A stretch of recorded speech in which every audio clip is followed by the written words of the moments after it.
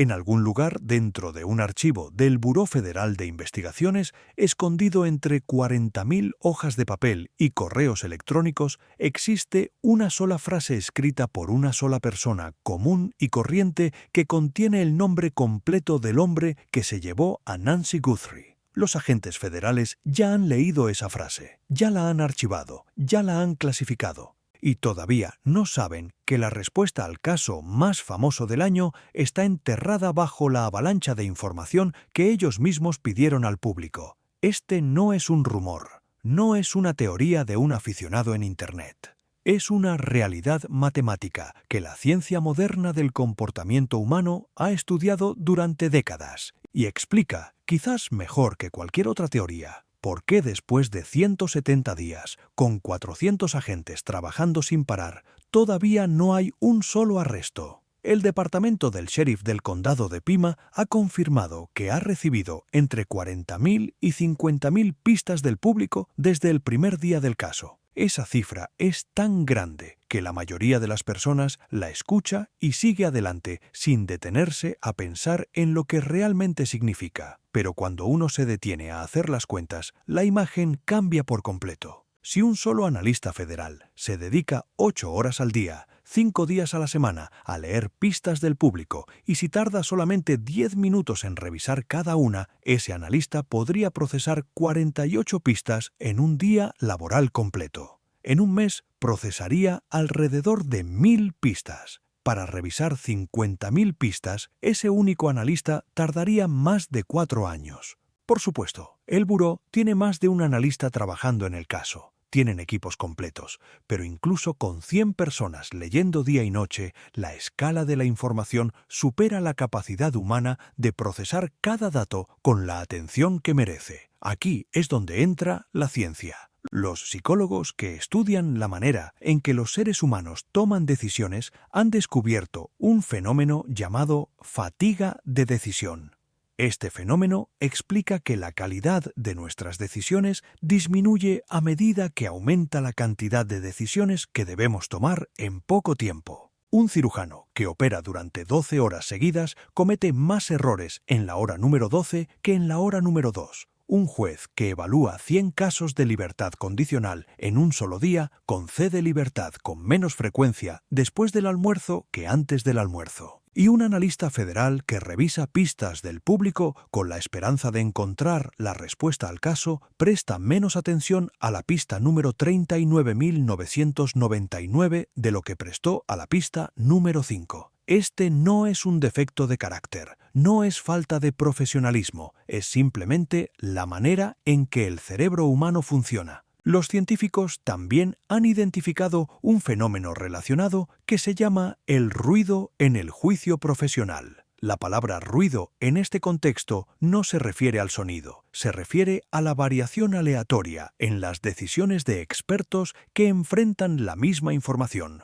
Dos médicos, mirando la misma radiografía, pueden llegar a diagnósticos diferentes. Dos jueces, mirando el mismo caso, pueden dictar sentencias diferentes. Y dos analistas federales, mirando la misma lista de pistas del público, pueden identificar como importante una información diferente. Cuando el volumen de información aumenta a niveles industriales, como en el caso Guthrie, el ruido en el juicio profesional también aumenta. Lo que un analista considera crítico, otro analista lo puede clasificar como rutinario. Y en ese espacio, entre las dos interpretaciones, la respuesta puede quedar perdida durante meses o años. Hay un ejemplo histórico que ilustra este problema con una claridad casi dolorosa. En el año 1999, un asesino serial llamado Cary Stayner mató a 4 mujeres en la zona del Parque Nacional Yosemite, en California.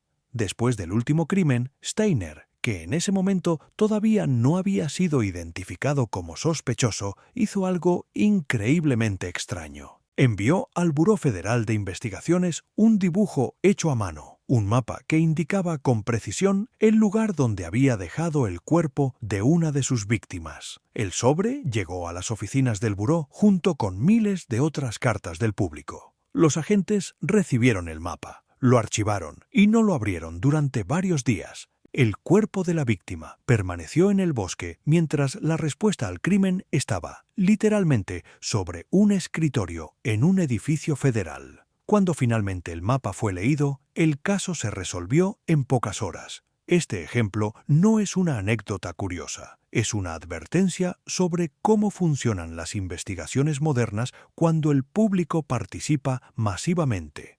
Un detective retirado llamado John Bieler hizo esta misma comparación en una entrevista pública sobre el caso Guthrie. Dijo que el nombre del secuestrador probablemente ya estaba enterrado en la pila de pistas recibidas por los investigadores. Sus palabras fueron sobrias, no fueron sensacionalistas. Simplemente reconoció una verdad estadística sobre las investigaciones que involucran masiva participación del público. Cuanta más información llega, más difícil se vuelve encontrar la información que importa. Es exactamente lo opuesto a lo que la mayoría de las personas asume. Existe otra dimensión de este problema que casi nadie ha discutido. Se llama la sesgo del disponibilidad. La psicología moderna ha demostrado que los seres humanos tendemos a dar más importancia a la información que hemos visto recientemente y menos importancia a la información que vimos hace tiempo. En el contexto del caso Guthrie, esto significa que las pistas recibidas durante las primeras semanas, cuando el interés público estaba en su punto más alto, probablemente tenían más probabilidades de ser leídas con atención. Las pistas que llegaron en los meses posteriores, cuando el caso ya no dominaba los titulares nacionales, probablemente recibieron menos atención. Y si la pista que contiene la respuesta al crimen llegó, por ejemplo, en el mes de abril o en el mes de mayo, cuando ya la audiencia estaba cansada del caso, es posible que esa pista todavía esté esperando ser leída con la seriedad que merece. El Buró Federal ha anunciado en varias ocasiones que utiliza sistemas informáticos avanzados para clasificar las pistas del público. Estos sistemas utilizan algoritmos que buscan palabras clave, patrones de nombres, coincidencias geográficas y otras señales que puedan indicar una pista prometedora. En teoría, estos sistemas deberían filtrar las 50.000 pistas y presentar a los analistas humanos solamente las 1.000 o 2.000 más prometedoras. En la práctica, los algoritmos tienen limitaciones. No pueden entender el sarcasmo, no pueden interpretar el lenguaje coloquial de manera perfecta, no pueden captar los matices emocionales de un informante nervioso que sabe algo, pero no está seguro de cómo decirlo. Y aquí es donde muchas pistas potencialmente importantes se pierden. Una llamada anónima donde alguien dice suavemente que su vecino comenzó a actuar de manera extraña en el mes de enero podría contener una pista crucial. Pero si esa llamada carece de palabras clave específicas como Guthrie o Catalina o Tucson, es posible que el algoritmo la clasifique como poco relevante y la deje en la parte más baja de la lista. Los científicos que estudian las investigaciones criminales han identificado un patrón interesante en los casos que finalmente se resuelven después de mucho tiempo. La mayoría de estos casos no se resuelven cuando aparece evidencia nueva. Se resuelven cuando alguien decide volver a revisar la evidencia vieja con ojos frescos, un nuevo investigador, un nuevo analista, una nueva perspectiva. Alguien que llega al caso sin las suposiciones que los investigadores originales ya han desarrollado. Ese nuevo par de ojos ve algo que los ojos cansados no pudieron ver. Y de repente el caso se resuelve. Esta observación es especialmente relevante para el caso Guthrie, porque los agentes que han estado trabajando en él durante casi 6 meses ya tienen teorías, suposiciones y hábitos mentales que pueden estar impidiéndoles ver la pista clave. Otro factor complica todavía más el problema. El caso Guthrie ha atraído a lo que los investigadores llaman informantes involuntarios. Estas son personas que sinceramente quieren ayudar, pero que envían información especulativa, teorías personales o simplemente comentarios sobre lo que vieron en un programa de televisión sobre el caso. En cualquier investigación de alto perfil, este tipo de información representa una proporción sorprendentemente grande del total de pistas recibidas. En el caso Guthrie, con la atención mediática masiva, probablemente una porción significativa de las 50.000 pistas no aporta información real. Son emociones, son teorías, son suposiciones. Cada una de ellas debe ser leída, evaluada y descartada por un analista humano. Y cada una de ellas roba tiempo y atención de las pistas que sí contienen información verdaderamente útil. Existe también un fenómeno especial que aparece en casos de secuestro. Se llama el sesgo de proximidad emocional. Cuando un miembro del público envía una pista, esa persona tiende a describir los hechos que ha visto conectándolos emocionalmente con lo que ha escuchado sobre el caso. Alguien que vio a un hombre extraño en un supermercado en marzo puede escribir esa pista de manera que parezca conectada con Nancy Guthrie, incluso si en realidad no lo está.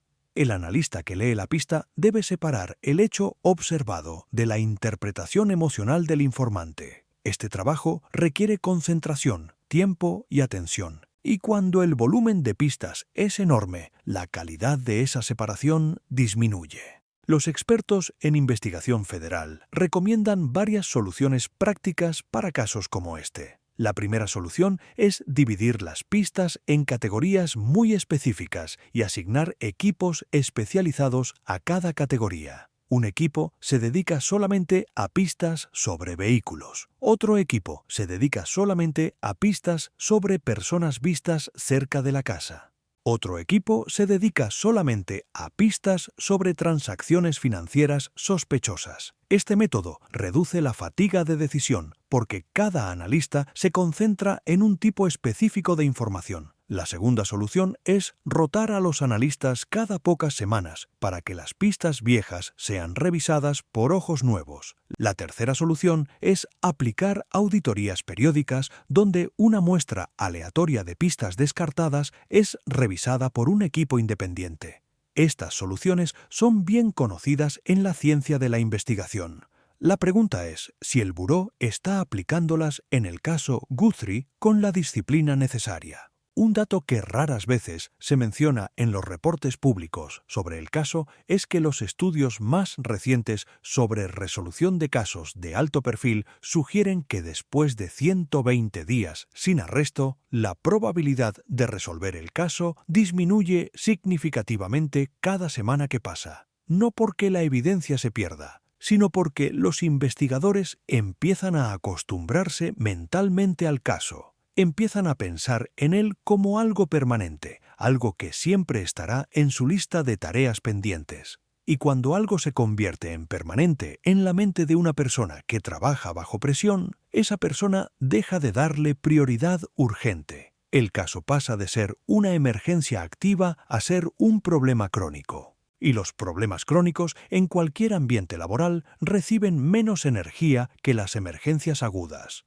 Todo esto lleva a una conclusión que puede sonar dura, pero que muchos expertos en investigación consideran realista. La resolución del caso Nancy Guthrie probablemente no vendrá de un descubrimiento espectacular, no vendrá de una nueva tecnología forense, no vendrá de una confesión sorpresa. Probablemente vendrá del momento en que un analista, con paciencia y con suerte, se detenga en una pista que ya fue leída antes y note algo que otros analistas no notaron. Ese momento, si llega, será silencioso. No habrá una conferencia de prensa dramática. Solo habrá un nombre, un lugar, una fecha. Y de repente, el caso más famoso del año se cerrará con la sencillez de una pista humilde, escrita hace meses por una persona común que nunca imaginó tener la respuesta. Hay una manera en que la audiencia puede ayudar en este momento, incluso 170 días después del crimen, no con nuevas pistas necesariamente, sino con la revisión de las pistas viejas que uno mismo pudo haber enviado en los primeros meses.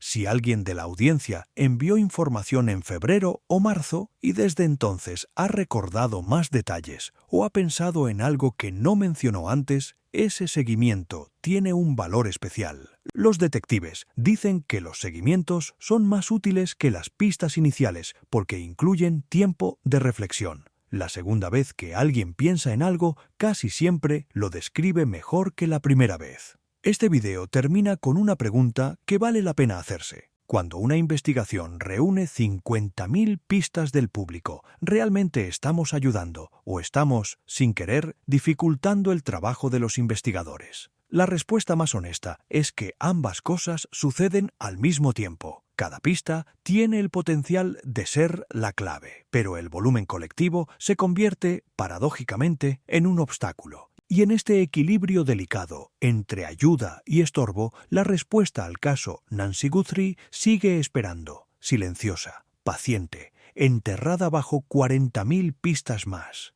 esperando a ser encontrada por alguien que la mire con ojos nuevos. Existe un capítulo poco conocido en la historia del Buró Federal que se relaciona directamente con este problema. En el año 1997, después del atentado en la ciudad de Oklahoma, el Buró recibió más de 1 millón de pistas del público. Los agentes que trabajaron en aquel caso testificaron años después ante el Congreso que el volumen de información había paralizado la investigación durante las primeras semanas críticas.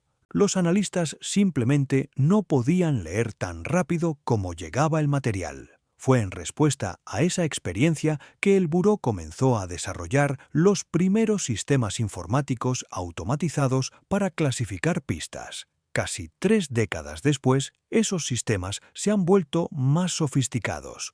Pero la ciencia cognitiva sugiere que ninguna cantidad de tecnología puede compensar completamente la limitación biológica del cerebro humano cuando el volumen supera cierto umbral crítico. Y ese umbral, según estudios recientes, se encuentra alrededor de las 3.000 pistas por analista por año. En el caso Guthrie, con 400 investigadores y 50.000 pistas, cada analista tendría que revisar aproximadamente 125 pistas para mantener el trabajo bajo control. Y eso asumiendo que cada uno de esos 400 investigadores está dedicando la mayor parte de su tiempo a la lectura de pistas, lo cual no es la realidad operativa. Existen técnicas relativamente nuevas que han demostrado buenos resultados en investigaciones sobrecargadas de información. Una de ellas se llama análisis grupal ciego. En este método, un grupo de analistas experimentados lee muestras pequeñas de pistas sin conocer detalles del caso principal. Su trabajo es simplemente clasificar qué tipo de información contiene cada pista, sin tratar de conectarla inmediatamente con la investigación. Este proceso reduce el sesgo confirmatorio porque los analistas no están buscando confirmar teorías existentes. Después, los resultados de los múltiples analistas se comparan estadísticamente para identificar patrones. Otra técnica moderna se llama revisión aleatoria estratificada. Los analistas revisan una muestra aleatoria de pistas descartadas cada semana para verificar que las decisiones de descarte están siendo razonables. Estas técnicas son bien conocidas en la academia científica, pero su implementación completa en investigaciones criminales de alto perfil sigue siendo inconsistente. Un aspecto que muchos analistas de crímenes sin resolver mencionan es el papel del cansancio institucional.